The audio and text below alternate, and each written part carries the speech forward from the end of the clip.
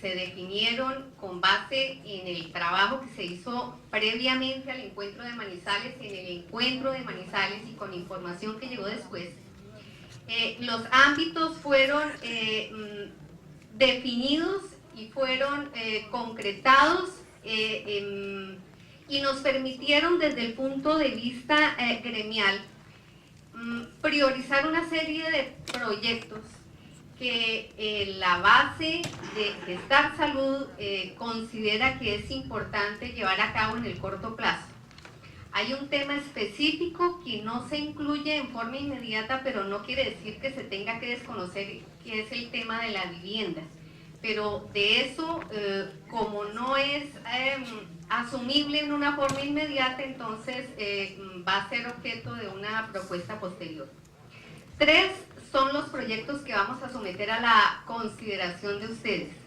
Estos proyectos han sido elaborados, diseñados, teniendo en cuenta las inquietudes que todos ustedes han presentado en los informes que hemos recibido. Los proyectos hacen relación, primero, al tema educativo, hacen relación, segundo, al tema de la comunicación hacia el tema educativo en lo gremial, y tercero, al tema de un aspecto financiero importante que de tiempo atrás Gestar Salud y sus entidades afiliadas tenían muy presente, que era la creación de una institución de carácter financiero propia de Gestar Salud para poder apalancar los proyectos que ustedes presentaron. Yo me voy a permitir en este primer momento trabajar con ustedes o exponerles a ustedes el tema del proyecto de una cooperativa de aportes y crédito. Posteriormente, Rafael nos va a volver a acompañar para hablar del tema de un proyecto relacionado con el tema de las comunicaciones. Y finalmente vamos a hablar de un proyecto que tiene que ver con el tema educativo. No quiere decir que la plata sea primero, pero sí vamos a arrancar con ella, porque hay veces que si no tenemos los recursos a la mano, pues no se pueden ejecutar las cosas. En un estudio que se hizo inicialmente por solicitud de la Junta Directiva de Gestar Salud, se contempló la posibilidad de crear una cooperativa financiera para Gestar Salud, para las entidades afiliadas a Gestar Salud. El tema de los costos fue un tema que trancó la creación de esta cooperativa.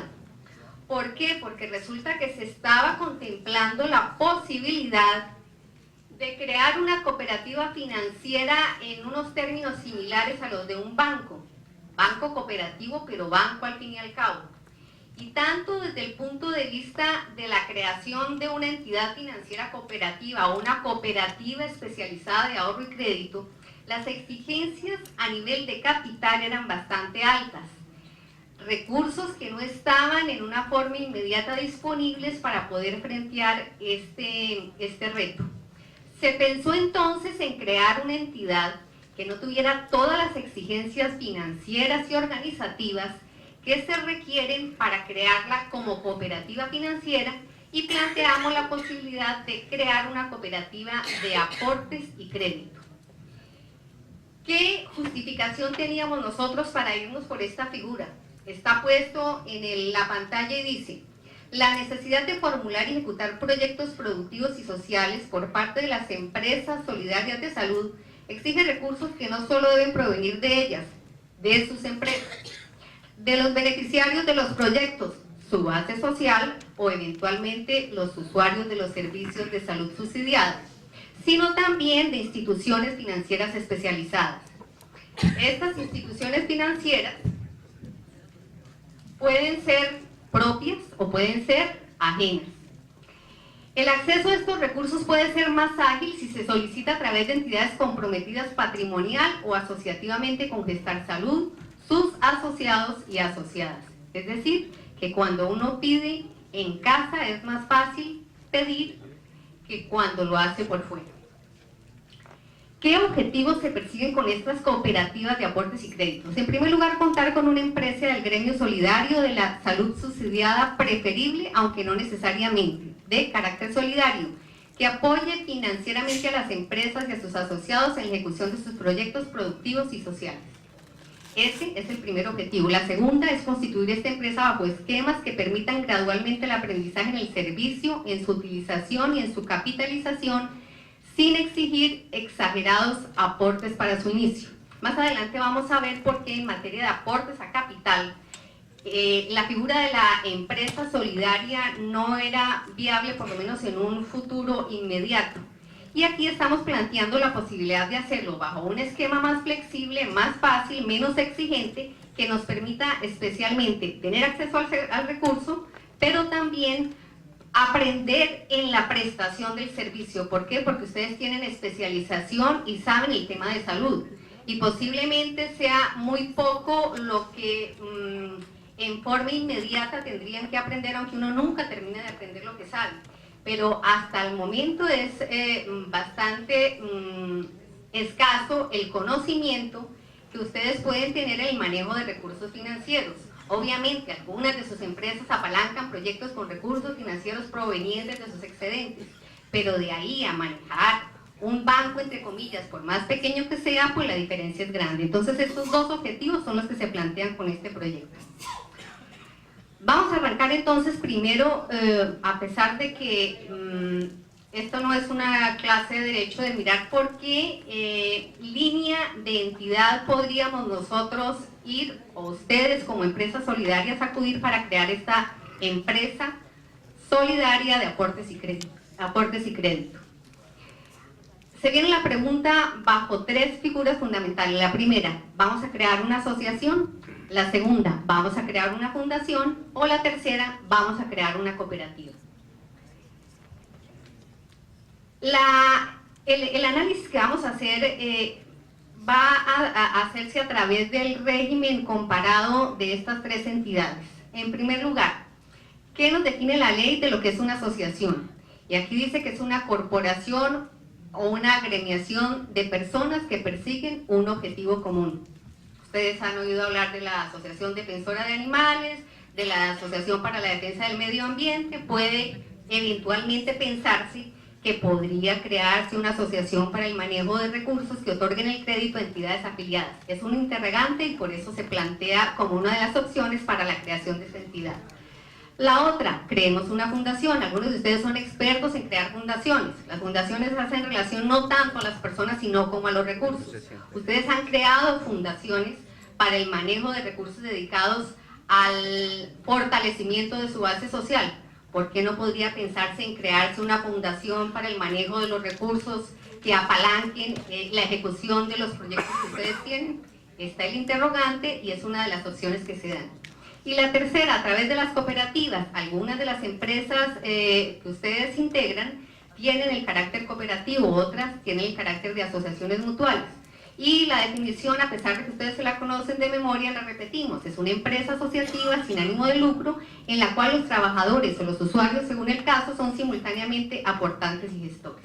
Digamos que son a nivel de entidades que posiblemente puedan crearse para otorgar crédito a ustedes mismos, las opciones que existen.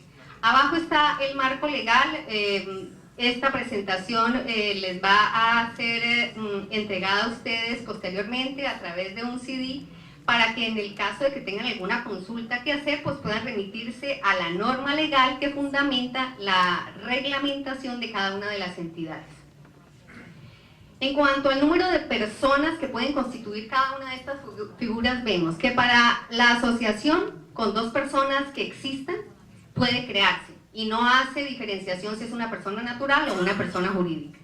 Para la fundación no se requiere tanto la persona, se requiere es el capital, el dinero que se va a involucrar en la actividad que se va a crear.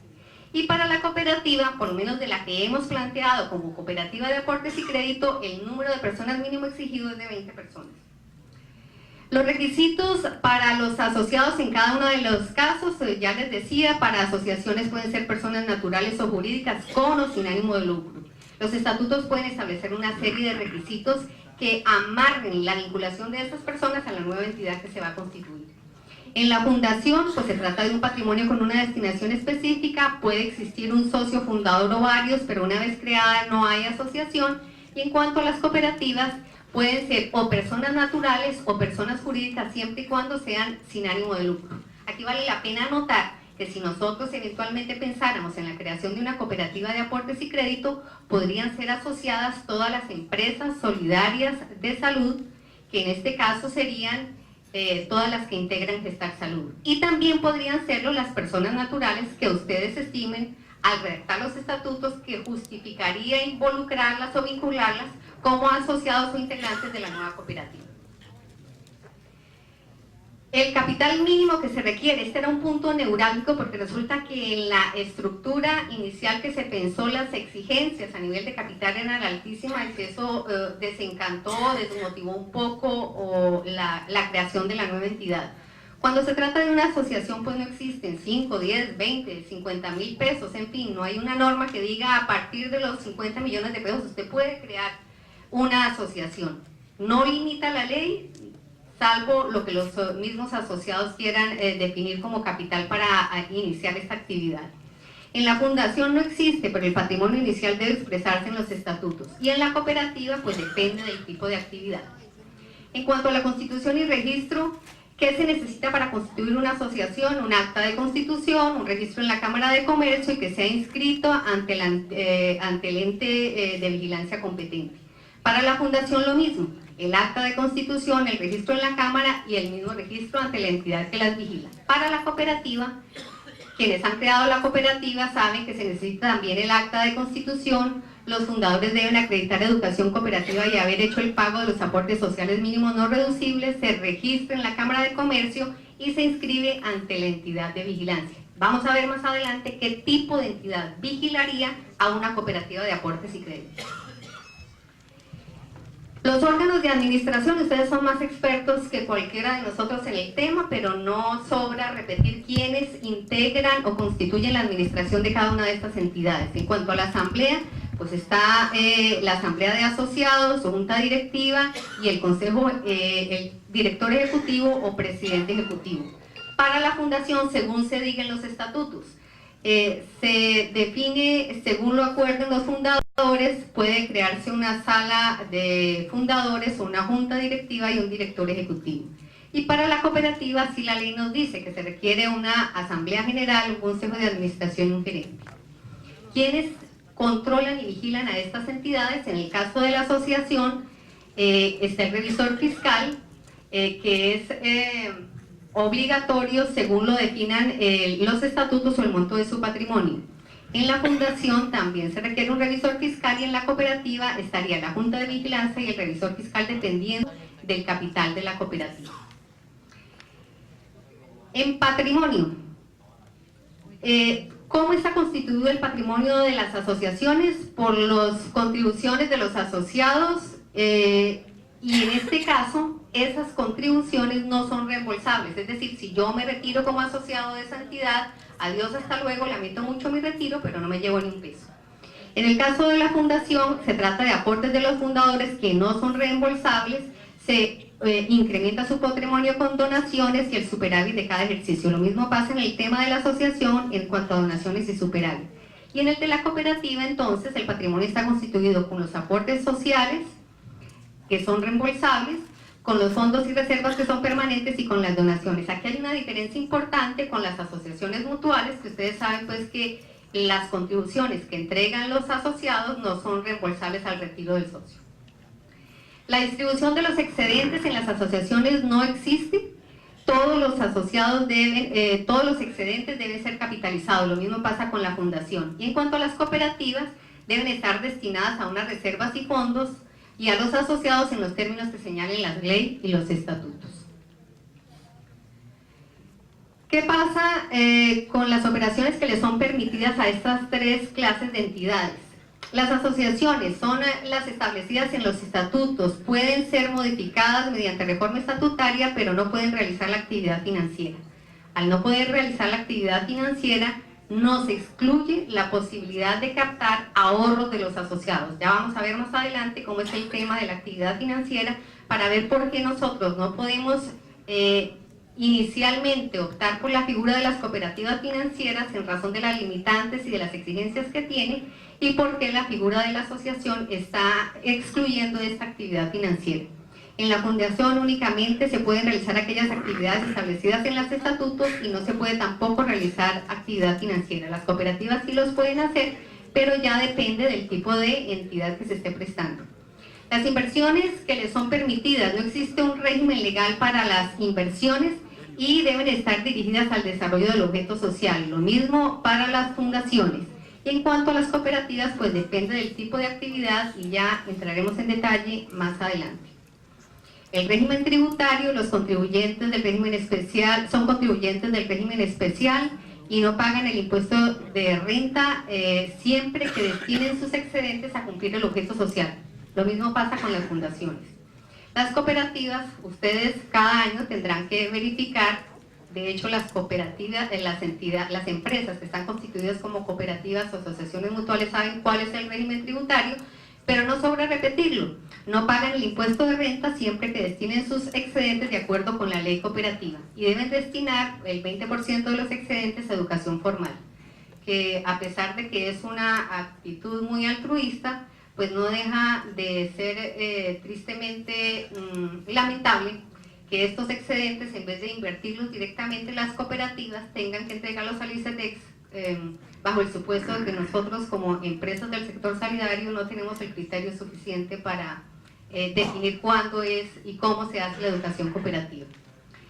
En cuanto a la supervisión estatal, la asociación y la fundación ha sido delegada por el presidente a gobernadores y alcaldes, y en las cooperativas pues depende de la actividad que corresponda. Algunas están bajo la vigilancia de la Superintendencia de Salud como las de ustedes, otras bajo la Superintendencia de Economía Solidaria, otras bajo la Superintendencia Bancaria. Ahora, visto ya este esquema general de cuáles son las alternativas que en materia jurídica de naturaleza de la entidad que podríamos escoger, entonces vamos a ver por qué nosotros podríamos optar por crear o bien una cooperativa financiera, o una de ahorro o una de aportes. Y volvemos al mismo esquema. Las comparaciones que el régimen legal establece para crear una cooperativa de aportes y crédito, una cooperativa de ahorro y crédito y una cooperativa financiera. Hago la advertencia que sobre las dos últimas, cooperativa de ahorro y crédito y cooperativa financiera, fue que se solicitó y obtuvo un análisis bastante juicioso por parte de expertos a solicitud de Gestar Salud para ver la viabilidad de crear este tipo de entidades. ¿Qué se requiere para constituir una cooperativa de aportes y crédito? No se requiere protocolización de documentos en una notaría ni autorización previa para ejercer la actividad. ¿Qué se requiere si nosotros que lo que queremos crear no es una de aportes y créditos, sino una de ahorro y crédito? Hay que ir a una notaría, hay que llevar los documentos de constitución y el acto administrativo mediante el cual la Supersolidaria autoriza el ejercicio de la actividad. Es decir, en este caso sí necesitamos un permiso previo para decir vamos a constituir una cooperativa de ahorro y crédito. Y para la financiera, que tiene una estructura similar a la del banco, a la de los bancos comerciales, se requiere también los mismos documentos, ir a una notaría del domicilio principal, llevar los documentos de constitución y el acto administrativo mediante el cual ya no la Superintendencia de Economía Solidaria, sino la Superintendencia Bancaria autoriza el ejercicio de la actividad. Hago un paréntesis en el tema. Cuando se habla de actividad financiera, la ley en materia específica dice que es aquella en la cual se captan ahorros de los asociados. Está la creencia general que lo financiero tiene que ver con plata y no necesariamente con la captación de ahorros del público. La actividad financiera para el sector solidario está determinada por la captación de ahorros de los asociados. ¿Qué implica ahorros de los asociados? Que quien ahorra o de los clientes de la entidad. Quien ahorra sencillamente quiere que le guarden su dinero, quiere que ese dinero genere intereses y que cuando lo necesite sea fácilmente retornable. No tiene la misma exigencia del asociado, que entrega sus aportes y sencillamente al retiro de la entidad puede regresarse con sus aportes si es que no tuvo pérdida de la entidad, o puede generar el riesgo de que si a la entidad le fue mal y se generaron aportes, pues se quedó sin los mismos y sencillamente me fui hasta luego, lo lamento mucho, pero no puedo recibir ni un peso. Entonces es la confianza del público, la confianza de la gente del común que dice, voy a ir a una cooperativa financiera del sector solidario, tenga mi plata, ahórremela, pero cuando yo se la pida me hace el favor y me la devuelve. En el caso de entidades de las cooperativas de ahorro, de aportes y crédito, no se pueden captar ahorros del público, no se pueden captar ahorros de los asociados. Entonces, ¿con qué plata va a trabajar la cooperativa? Con los aportes de los asociados, ¿sí? O con los dineros que reciba por otros ingresos. Pero no va a haber una captación de ahorros. En ese tema la legislación es especialmente cuidadosa, teniendo en cuenta los riesgos que hay en el manejo de recursos del público en general y defraudar de pronto la confianza diciendo, esta cooperativa recibió ahorros, pero como le fue mal se perdieron, genera unos graves riesgos que hicieron necesario reglamentar y hacer más exigente la estructura patrimonial y financiera de las cooperativas de ahorro y crédito y las financieras en general. El capital mínimo, que es otra de las exigencias o de los requisitos que hacen muy difícil crear una cooperativa especializada. En cuanto a las cooperativas de aporte y crédito, no existe. Los estatutos deben establecer un monto mínimo de aportes sociales pagados. Pero cuando se quiere crear una cooperativa de ahorro y crédito, entonces la ley establece que para el año 2005 los aportes sociales deben ser de 896 millones de pesos larguitos. Sacar de parte de los asociados esa suma pues no es sencillo, pero es uno de los respaldos que existen para que una cooperativa que capta ahorros de los asociados no vaya a tener el riesgo de quedarse sin capital suficiente con qué responder. Esta cifra cada año se incrementa con el IPC, por eso una norma que arrancó en el año 98 con 500 millones de pesos, por efectos como el mencionado, pues ya va en 896 y el año entrante lo más seguro es que suba también. Cuando ya no vamos a crear una cooperativa de ahorro y crédito, sino una financiera, es decir, aquellas que tienen una estructura similar a la de un banco, que reciben ahorros, pero que fuera de eso pueden prestarle servicios a no asociados, los aportes sociales no pueden ser inferiores para el año 2005 a 2.690 millones de pesos. Como ven, en la medida en que se vuelve más exigente y más completa y abarca más el espectro del público en general, la actividad financiera, en esa misma medida se hace más exigente el valor de los aportes a capital para la entidad que se va a constituir. ¿Qué operaciones puede realizar una de estas entidades en cuanto a las distintas modalidades que hemos visto? Si se trata de una cooperativa de aportes y crédito, no pueden captar depósitos de ahorro de asociados ni de terceros. Ahorro entendido como aquellas sumas, repito, que se reciben de las personas, que generan un interés y que en determinado momento, si es ahorro a la vista, hay que devolver en forma inmediata, o si es un ahorro programado, hay que devolver en el momento en que establezca el reglamento respectivo. ¿Qué más pueden hacer las cooperativas de aportes y crédito?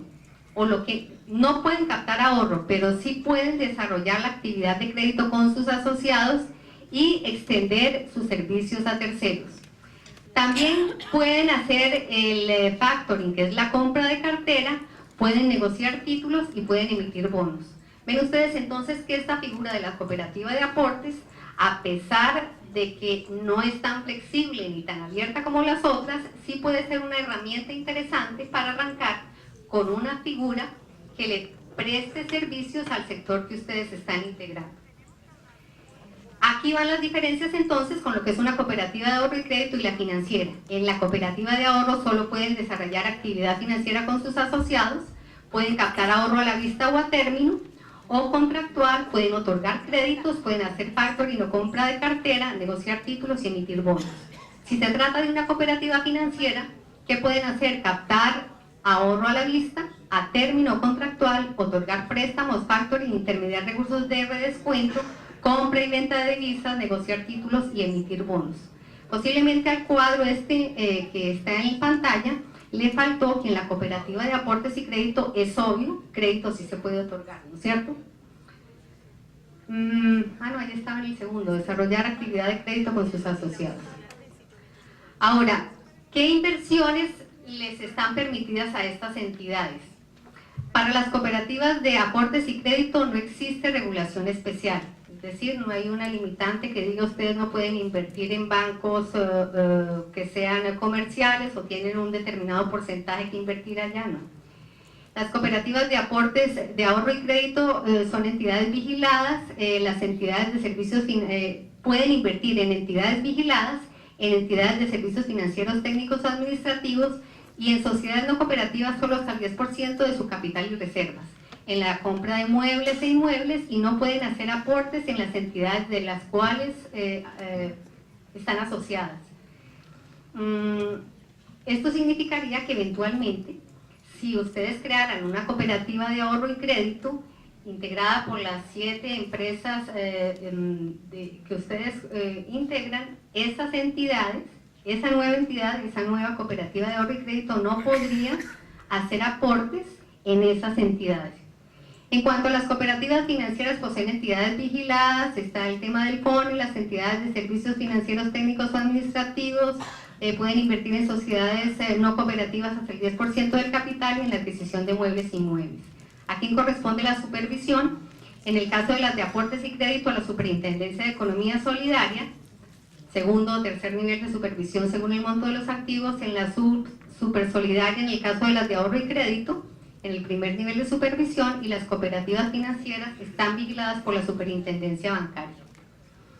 Ya este tema tiene que ver con el montaje y operación de una cooperativa de aportes y crédito. Ustedes me dirán, bueno, ¿cuánto dinero requiero o requeriríamos nosotros para crear nuestra cooperativa?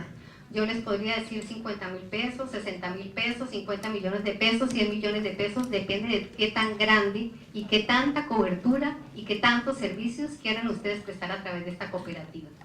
Una cooperativa con muchas ínfulas y sin capital, pues se queda en un marco de buenas intenciones, pero sin dientes ni sin con qué prestar el servicio.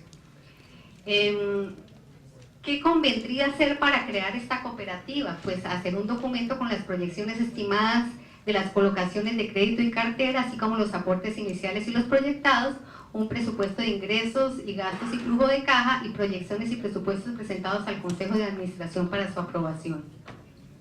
¿Qué reglamentos? Ustedes son expertos en reglamentos, pero como mínimo un reglamento de funcionamiento del Consejo de Administración, de la Junta de Vigilancia, del Comité de Educación y de Solidaridad, una política y reglamento de crédito y cartera, manuales de funciones y manuales de procedimientos. Esta es la estructura general de una propuesta que apunta hacia la creación de una cooperativa de aportes y créditos para iniciar un aprendizaje y contar con una herramienta que les permita a ustedes como gremio apalancar financieramente los proyectos que quieren ejecutar. Que no salga solamente de los excedentes que cada una de las cooperativas o asociaciones mutuales generan anualmente y que les son trasladadas con distintos fines, o bien a las fundaciones o bien a proyectos a través de entidades especializadas. La propuesta está, hay en una carpeta que les ha sido entregada una encuesta con dos fines. Uno, primero, conocer desde el punto de vista de ustedes como directivos de sus empresas solidarias qué opinión tienen sobre aspectos puntuales de esta cooperativa.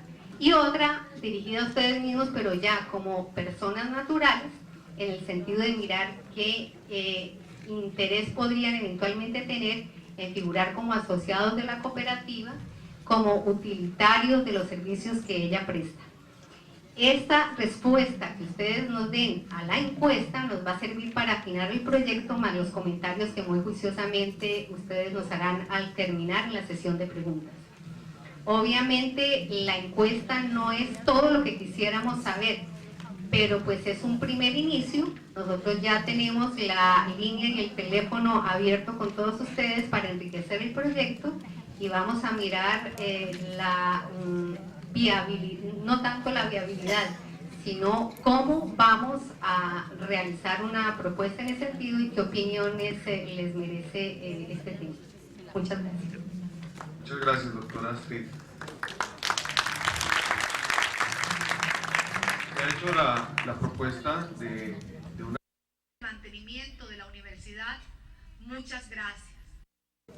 Bien, el segundo tema que traemos como proyecto, como propuesta de proyecto, tiene que ver con el tema de la comunicación organizacional que está contemplado dentro de la línea de acción y dentro del ámbito gremial. Ahí veíamos que habían dos elementos claves cuando hablábamos de comunicación. Para la gente que participó en el taller en Manizales, era fundamental que había unos elementos de comunicación, era que no bajaba y no descendía hacia el resto de asociados. Y otro elemento comunicativo era que seguramente no nos estábamos posicionando en imagen corporativa como queríamos en las regiones de nivel nacional. O sea que deberíamos hacer un esfuerzo más grande en términos de esos dos niveles de comunicación, tanto interna como externa. A eso le llamamos línea de acción en comunicación organizacional. Entonces traemos la siguiente propuesta de proyecto. Partimos de un principio denominado comunicación institucional, que no solamente aborda los elementos de procedimientos, de comentarios e información pertinente a la actividad de la acción de la entidad, sino que además aborda todos sus entornos y determinantes, tanto económicos, culturales, como otros que se puedan percibir en el desarrollo. Entonces, eso está concebido dentro de un elemento teórico que se denomina comunicación para el desarrollo, que tiene unos objetivos de carácter sistémico y que en ellos persigue mejoramiento de la calidad de vida, capacitación y formación a través de los medios de comunicación, construcción de ciudadanía, construcción de tejido social, manejo y resolución del conflicto y una comunicación educativa. Esos elementos, esos objetivos persiguen todo eso que hemos denominado comunicación para el desarrollo. Vale la pena advertir que también es un concepto muy construido desde Uniminuto, desde la Facultad de Comunicación Social de Uniminuto, y que ha ido siendo imbuido en todas las intervenciones sociales que la Corporación Minuto de Dios y el Minuto de Dios ha venido haciendo. Entonces, digamos que lo que hemos es conjugado una serie de elementos comunicativos para incorporar los medios de comunicación al ejercicio y al desarrollo de la vida social.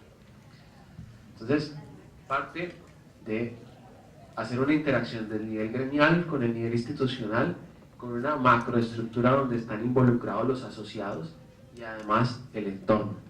Digamos, construir elementos que nos permitan no solamente transmitir información, sino también recoger información, porque eso va a dinamizar todos los procesos de gestión a nivel del gremio. Si logramos interpretar lo que está pensando el entorno en términos del sector salud, en términos de todas las directrices políticas, además de los elementos adicionales como son los económicos, culturales, que están imbuidos en el país, pues obviamente tendremos una entidad con pertinencia. Si eso además comienza a ser fluido entre asociados, directivos y gremio, también esperemos que potencialice todos los procesos de alianza que estamos planteando. Fíjense que aquí lo que estamos planteando son elementos que tenemos que encontrar encadenamientos comunicativos. Tenemos que encontrar esos espacios y esas directrices comunicativas que nos permitan encontrar acuerdos sobre los cuales vamos a trabajar, o acuerdos sobre lo fundamental. Los objetivos de la comunicación en general consideramos que son 4 elementos claves que también están presentes dentro de esta propuesta de comunicación para el desarrollo. Un tema, informar; otro tema, educar; otro tema, recrear; y otro tema, vender. Hay que hacer también una acción comercial. Y esos serían los 4 elementos que están incorporados dentro de este proyecto de comunicación institucional. Entonces, los propósitos fundamentales, cumpliendo estos objetivos a los que esperamos llegar con un proyecto de este sistema de comunicación planteado para el gremio, es una educomunicación. Hay un concepto clave que los comunicadores manejan mejor que nosotros, que es el tema de la edumática, que son los medios al servicio de la educación, que nos parece importante empezar a articular esos medios en los procesos formativos que mejoren el empoderamiento y la participación de los asociados tanto en las entidades como en el gremio y en la vida social de sus regiones. Que contemple temas de variedad étnica, o sea, que apunte también al desarrollo de lo cultural. Que contemple el tema lingüístico, Ahora hablábamos un poco del tema de la región. La región también está caracterizada por lo lingüístico, lo cultural y obviamente el respeto por la identidad. Son los propósitos que tenemos con el proyecto. Entonces, ¿qué estamos proponiendo? Crear el sistema de comunicación de Gestar Salud y sus asociados y sus comunidades de influencia. El objetivo, obviamente, crear el sistema de comunicación al interior de Gestar Salud y sus empresas afiliadas que permita manejar la información y la comunicación de todos los niveles necesarios con sus públicos internos y externos. O sea, estamos hablando no solamente de la estrategia de comunicación en una vía unidireccional, sino también integrar a este ejercicio asociativo y empresarial a todos los actores, tanto internos como externos, públicos, privados o del sector social. ¿Qué haremos para poder desarrollar eso? Entonces, está contemplado que la primera etapa sea el diagnóstico en uso de medios y mensajes comunicativos internos y externos entre Gestar Salud y sus empresas afiliadas. ¿Qué está pasando? ¿Cuál es la realidad? ¿Cuáles son los medios que estamos utilizando? ¿Cuál es la frecuencia de esos medios con los que utilizamos? Si estamos utilizando las opciones ofimáticas o no estamos utilizando las opciones ofimáticas, internet, vía fax, todos esos elementos tenemos que recuperarlos y de alguna manera eso nos va a decir cómo estamos gestionando el conocimiento de las organizaciones, si realmente lo estamos gestionando o si realmente lo que hacemos es acumular una serie de acciones individuales que permiten que cada persona tenga una experiencia pero no se consolide en lo institucional. El segundo elemento tiene que ver con la definición de las necesidades comunicativas, un estado del arte. Luego, ¿cuáles son las reales necesidades comunicativas que estamos teniendo entre las entidades y los asociados? El tercer elemento, definir una estrategia para la creación del sistema de comunicación de Gestar Salud y sus empresas afiliadas. El cuarto elemento, diseñar y estructurar ese sistema de comunicación. El quinto, el proceso de divulgación del sistema, que digamos es una de las etapas más álgidas del proceso. Luego, los planes de formación y capacitación en todo este nuevo concepto de comunicación para el desarrollo. Y séptimo, la realización de productos mediáticos para el cumplimiento del objetivo del sistema, que es la implantación ya de elementos de radio, televisión, ondas participativas, locales. Tiene que haber una integración con todos los medios para ejercer toda esa concepción. Cuando estábamos pensando en este proyecto nos imaginábamos el país en términos del gremio como un aula y que todas las acciones del gremio condujeran a realizar actividades de tipo educativo, que fijaran dos cosas, el desarrollo de los asociados y el sentido de pertenencia frente a la entidad. Además, hacia lo externo, el posicionamiento del gremio como un actor social, que sigue encadenado con los objetivos corporativos de planeación que hemos venido estableciendo. Entonces, en la primera etapa, el diagnóstico, pues habrá una recolección de los tipos de información, los niveles y medios que se utilizan, clasificación y análisis preliminar de la información, un estudio de campo en las sedes y ámbitos de acción de Gestar Salud y sus empresas afiliadas y confrontación con la información preliminar, y un análisis de la información recolectada y el estudio de campo y diseño de diagnóstico de Gestar Salud y sus empresas afiliadas. El diagnóstico revelará el estado del arte en materia de comunicaciones de Gestar Salud y sus empresas afiliadas respecto a medios, tipos de mensaje públicos y los resultados de la gestión comunicativa en que estamos. Nosotros sabemos que a través de Gestar y a través de las empresas también se están haciendo esfuerzos ingentes por mejorar los niveles de comunicación, la revista, la página web, boletines también en las entidades, las fundaciones también apoyan el proceso de comunicación, también se está trabajando mucho a nivel de comunicación.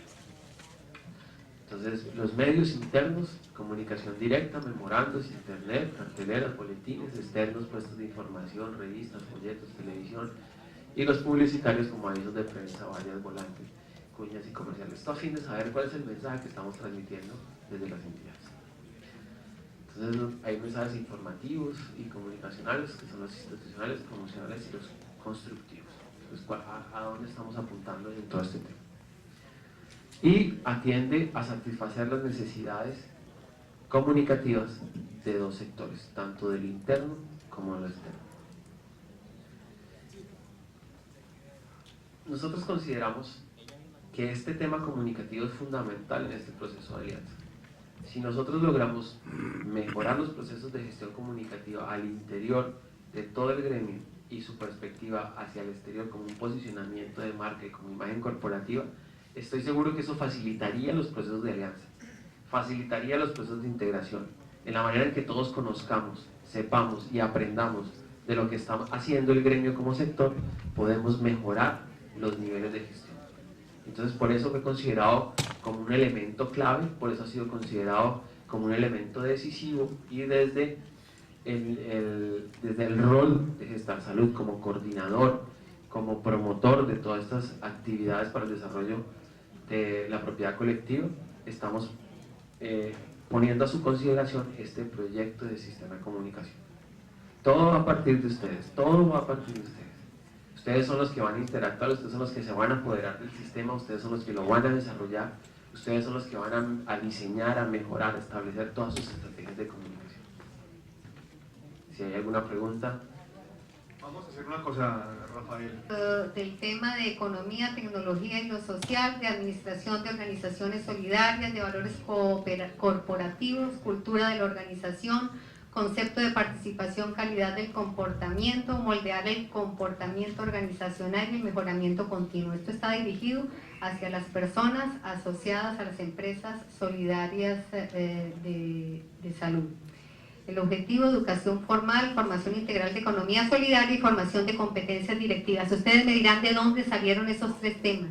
Los tres temas salieron de aquella evaluación que en la primera fase del proyecto, en que un insumo principal fue el trabajo realizado en Manizales, decía que en materia de educación esos eran los tres aspectos fundamentales en los cuales se necesitaba un refuerzo en el tema educativo. ¿Quién sería en este caso la población beneficiaria del proyecto? Las organizaciones agremiadas a Gestar Salud, sus directivos, asociados y sus empleados. La propuesta entonces en el proyecto educativo, repito, contempla los tres temas de educación formal, de las competencias de los directivos y una formación integral en economía solidaria. Es una estrategia que puede ser replicable hacia el fortalecimiento integral participativo que tiene que ver con el desarrollo social, económico y ambiental. Hacia las organizaciones solidarias de salud, proyectándolas como empresas que aprenden a aprender. Los componentes del proyecto entonces van enfocados hacia los tres temas: en la educación formal, en dos ámbitos que son la familia y a través del establecimiento educativo, la formación de las competencias directivas a través del diseño de herramientas y documentación, y la formación integral en economía solidaria para la identificación de líderes de esquemas organizativos y formación de alianza empresa-universidad. Estos componentes entonces los vamos a tratar de enunciar lo más rápido posible. En cuanto a educación formal, entonces, el objetivo es lograr que las comunidades de influencia de Gestar Salud y sus empresas, en ella la apropiación de un modelo de educación básica primaria y secundaria, que mediante técnicas pedagógicas y metodológicas especiales para zonas rurales y deprimidas logre la promoción de habilidades y aptitudes que son útiles en un mundo de cambio, aprender a aprender y aprender a trabajar en equipo. ¿Qué se ofrece en educación para adultos? Se ofrece la educación básica primaria y secundaria, el perfeccionamiento personal y profesional y cursos para satisfacer necesidades específicas. Esta educación es abierta porque no hay clases de asistencia diaria, hay paquetes de aprendizaje, estudio básicamente independiente, orientaciones periódicas semanales, asistencia a un centro de estudios para retroalimentación bueno, se me fue la última. No hay requisitos de entrada, no se exigen certificados ni se exigen títulos. El participante al entrar toma una prueba preliminar. Hay escogencias de asignaturas y no hay divisiones por año de estudios. ¿Qué se espera que la persona logre con esta primera fase en educación formal? Adquirir un desarrollo personal intelectual, conocimientos y habilidades, estar actualizado en áreas de conocimiento de su interés, adquirir responsabilidad personal, valorar el estudio de esfuerzo personal y la responsabilidad social. Las áreas de estudio son español, matemáticas, ciencias y salud y estudios sociales. Hacia destrezas en el español, básica de la comunicación, que se enmarcaría perfectamente con la propuesta en el proyecto anterior. En las matemáticas, una destreza en el cálculo. En ciencias y salud, principios básicos para mantener la salud personal y ambiental. Y en los estudios sociales, necesidades del adulto de ubicarse en un paisaje físico inmediato y en su ambiente familiar y social. En la educación primaria, entonces, la organización de los contenidos se hace por cada área de conocimiento, que está dividida en 6 competencias que representan cada uno un estudio independiente. Aquí hemos entrado un poco en el detalle, pero pues la idea es que cada tema específicamente se desarrolle con todavía más detalle. Estas 4 áreas representan 24 competencias que, una vez alcanzadas, se aseguran la expedición de un certificado de estudio de primaria para adultos. Los materiales de instrucción son módulos o cartillas, pruebas de conocimiento, una tarjeta de control y las fichas de los alumnos, cada uno con un tema especial. Las cartillas son módulo en el primero, 2 tipos de pruebas en los conocimientos, una autoevaluación y una medición del logro de las competencias, una tarjeta de control para que el estudiante registre los resultados de cada módulo y unas fichas de alumnos que contienen los datos personales de cada alumno. ¿Qué producto obtenemos en esta primera fase? Obtenemos alumnos que tienen una capacitación básica primaria y están preparados para validar ante el ICT. Otro de los componentes del proyecto presentado tiene que ver con la formación en competencias de directivos. Una necesidad sentida que también resultó en los talleres de Manizales fue que los directivos de las empresas solidarias de salud, no todos, pero sí algunos, eran unos expertos en su tema. Algunos habían terminado el bachillerato, pero veía que se faltaba capacitación adicional en el tema de sus competencias. ¿Qué propuesta estamos presentando nosotros? Estamos hablando de un programa de administración para líderes que vienen gestionando importantes tareas de construcción de sus empresas. Estos líderes son en muchos casos gestores empíricos o en algunos casos, y que se busca a través de los valores y principios, las estructuras de la propiedad colectiva, promover un liderazgo en sus dirigentes que constituya una ventaja competitiva. ¿Qué se espera lograr al finalizar este programa de administración, que es un programa de pregrado en una institución universitaria con miras a que la persona que lo tome obtenga finalmente un título de administrador? Se espera ampliar los fundamentos conceptuales de la administración de empresas cooperativas o solidarias en aspectos estratégicos, técnicos y metodológicos del ambiente administrativo de sus organizaciones dentro del marco curricular de una facultad de Ciencias Económicas y Administrativas. ¿Qué se espera también? Elaborar un proyecto social teniendo en cuenta los fundamentos teóricos, la metodología, implementación y evaluación para introducir innovación en las prácticas de administración solidaria. Aquí hago énfasis en que no es necesariamente cooperativa, porque somos conscientes que dentro del gremio no solamente las cooperativas son representativas, sino también las asociaciones mutuales. ¿Qué competencias se esperan al finalizar este componente? Despertar la conciencia sobre la necesidad de mantenerse en un proceso de educación permanente, interpretar nuevos ambientes y contextos administrativos, sociales y culturales, impulsar el cambio social en el entorno y percibir e interpretar las necesidades de sus asociados. Actuar con una conciencia ética, promover cambios sociales y administrativos, desarrollar permanentemente nuevas tecnologías y ejercer el liderazgo en el campo de administración de las organizaciones solidarias. Esto es lo que se llama en la parte técnica de las facultades del programa de administración un semáforo, que no es otra cosa que la estructura curricular. Está presentado de una forma bastante gráfica, el detalle respecto a cada una de las materias en cada uno de los ciclos y qué se espera y cómo se denomina cada ciclo. Está dado por el nombre que se le da a cada casilla a la materia que se tiene que tomar. Y acá abajo están los distintos semestres del curso. ¿Qué estrategias tenemos? Una estrategia presencial siguiendo los lineamientos curriculares de administración de empresas de la facultad, escenarios para el desarrollo del programa correspondiente a la carrera de administración de empresas, cubriendo las 16 semanas del semestre con la intensidad horaria y las materias de cada semestre. La posibilidad de desarrollar 3 semestres en un año. En esto quiero hacer un detalle, porque resulta que ese conocimiento empírico, entre comillas, que muchos dirigentes del sector solidario tienen por el transegar durante tantos años en temas solidarios que tienen que ver con el tema administrativo, el tema laboral, el tema financiero, el tema tributario, etc., le generan una serie de conocimientos que pueden validar para obviarse algunas de las materias que el programa contempla. Y a través de la validación con una serie de requisitos y de exigencias de estas materias, pueden acortar su tiempo de permanencia en la carrera de administración y por el programa de créditos, si hay una intensidad lo suficientemente fuerte, lograr hacer 3 semestres en un año calendario. Estos son algunos de los escenarios que podrían plantearse, no necesariamente los únicos para la capacitación de los dirigentes en el programa de administración. Un escenario es el de la jornada regular, que son todos los días con un horario nocturno corriente. ¿Por qué hablamos de lo nocturno? Porque obviamente durante el día estos líderes solidarios van a estar ocupados en la gestión de su respectiva empresa. Hay otra alternativa que son 3 días de la semana en horario nocturno y un sábado en jornada diurna completa. Hay otro que es un horario de los fines de semana que inicia el viernes en la tarde hasta la noche, con el sábado jornada completa diurna y el domingo mediodía. Y hay otra alternativa que es de viernes y sábado, que se iniciaría el viernes en la tarde y termina en la misma hora de la jornada nocturna el sábado de 7 a 7.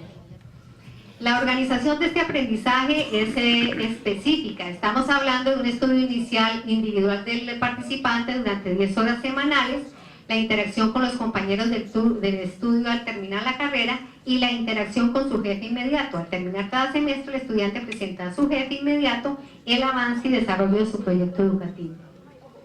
Esta oferta o este proyecto, ¿a quién va dirigido? Va a las personas encargadas de la administración, la gerencia, el control social y la gestión de las empresas, de instituciones cooperativas, fondos de empleados y asociaciones mutuales, con una experiencia superior a los 10 años. El perfil del estudiante es que sea miembro de consejos de administración o juntas de vigilancia, miembros de los comités de apoyo, gerentes, subgerentes y jefes de primera y segunda línea, bachilleres técnicos, tecnólogos en disciplinas afines a la administración y un IFRIS en el esquema actual con un mínimo de 35 puntos en matemáticas, historia, lenguaje y geografía o en el antiguo de 230 puntos.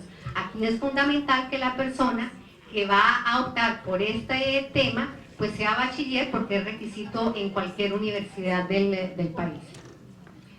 ¿Qué otros criterios se consideran para la profesionalización? Que tenga alternativas de nivelación, que les había mencionado, si de pronto alguno está flojo en matemáticas, por ejemplo, que tenga la oportunidad en un primer curso de nivelarse para ponerse al mismo tono con los demás, que tenga la posibilidad de homologar sus conocimientos y validar bajo el sistema de créditos académicos, según lo establecido en cada caso por la respectiva universidad. ¿Por qué? Porque esto ha sido planteado inicialmente desde la óptica de Uniminuto, pero como Uniminuto no es una entidad que esté en todo el territorio nacional, tendríamos que hablar de convenios o de acuerdos o de alianzas con otro tipo de universidades en todos los lugares del país que se acojan o que acepten o que adapten a sus propias necesidades este esquema y esta propuesta. El alumno deberá tener los siguientes requisitos: disponer de 10 horas semanales como mínimo, dispuesto a mejorar sus destrezas de aprender a aprender, poseer una actitud de interés por el estudio y el crecimiento profesional, tener sensibilidad para percibir las necesidades de su entorno empresarial y estar dispuesto a comprometerse en proyectos de desarrollo empresarial solidario. Hago la advertencia. ¿Qué recursos se necesitarían en este caso? Unos recursos a nivel de material didáctico, de recursos humanos y de planta física. En cuanto al material didáctico, pues módulos de formación para cada materia y semestre.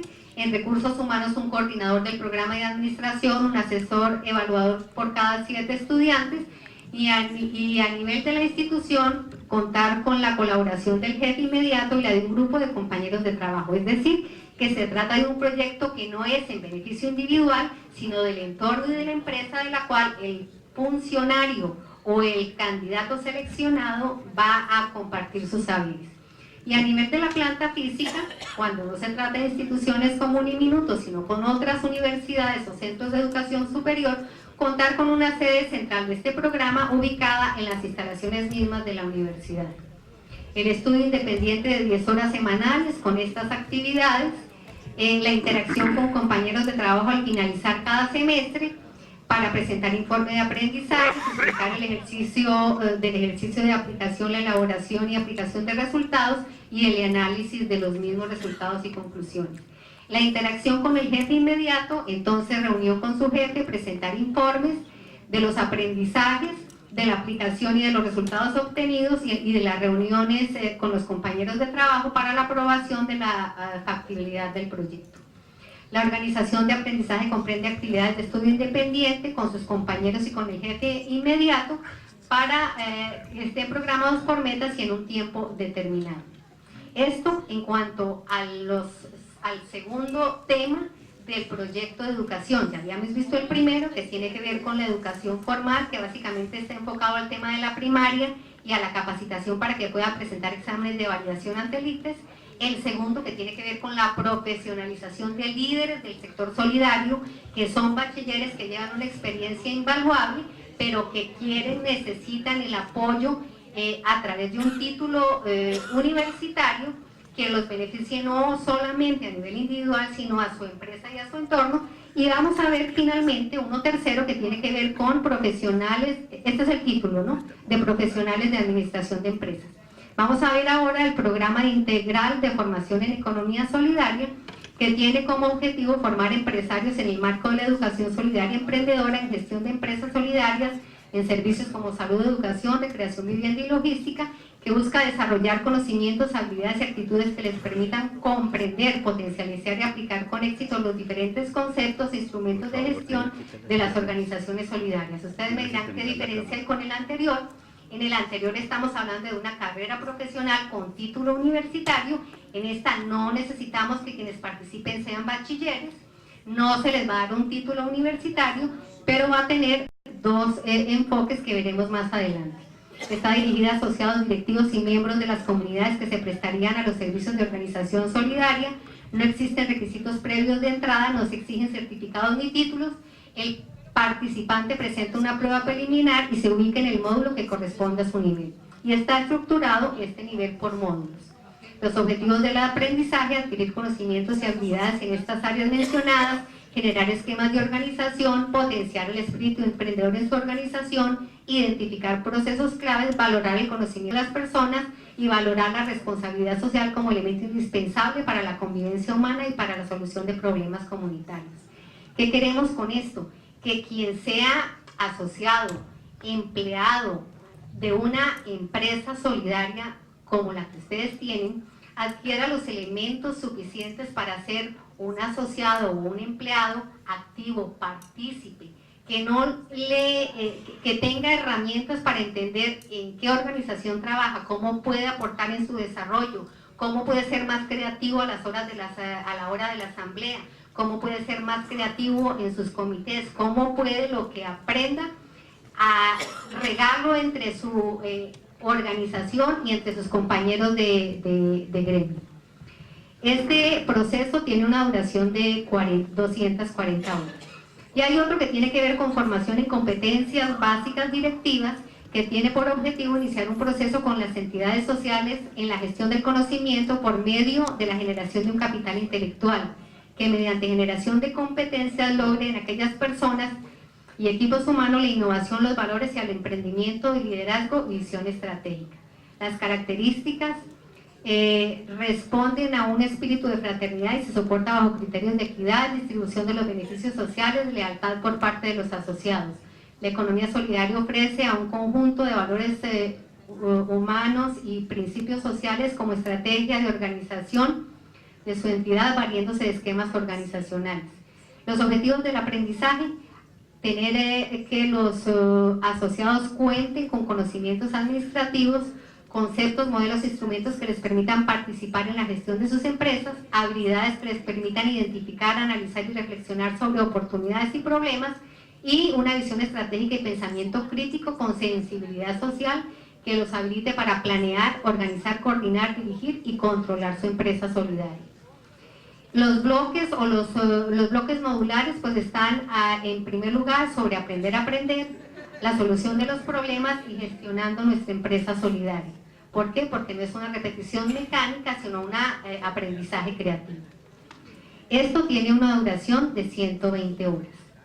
El producto del proyecto serían asociados y directivos con una educación básica primaria, estamos hablando de todo el proyecto, preparados para validar ante el ICFES en cuanto a educación formal se refiere.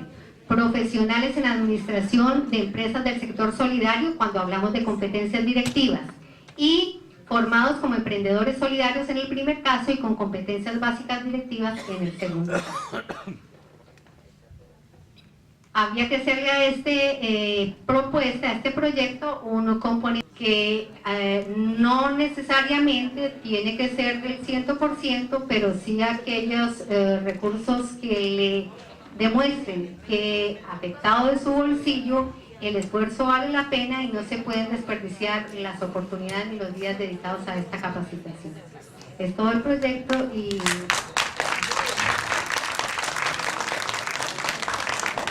Creo que sí es a pesar de la capacidad de síntesis de la doctora